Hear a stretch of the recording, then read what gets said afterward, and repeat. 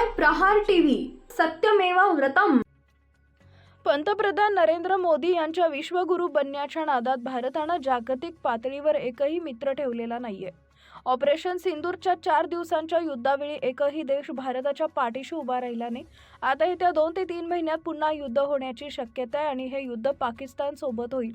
मात्र चिंतेची बाब म्हणजे मोदींच्या धोरणामुळे अमेरिका, रशिया, चीन आणि इंग्लंड हे सर्व देश आज पाकिस्तानाला शस्त्र पुरवठा करत आहेत। त्यामुळे एकाच वेळी आपण 4 जणांशी लढणार आहोत हे लक्षात ठेवा, असा गंभीर इशारा वंचित बहुजन आघाडीचे अध्यक्ष प्रकाश आंबेडकर यांनी दिला आहे। रविवारी रात्री उल्हासनगर इथं वंचित बहुजन आघाडीची सभा पार पडली। यावेळी बोलताना पंतप्रधान मोदींच्या परराष्ट्र धोरणाचं वाभाडे काढताना आंबेडकर म्हणाले, आज मोदी डोनाल्ड ट्रम्प यांच्याशी भांडत आहेत म्हणून ट्रम्प पाकिस्तानला सहारा देतोय। पुतिन भारतात येऊन गेले, पण त्याआधीच त्यांनी पाकिस्तानला शस्त्र देण्याचं कबूल केलंय। इंग्लंड पाकिस्तानला हत्यार देतोय तर चीन आधीच शस्त्र घेऊन बसलाय। हे देश भारताच्या किंवा भारतीय जनतेच्या विरोधात नाहीत, तर मोदींच्या अहंकाराविरोधात आहेत।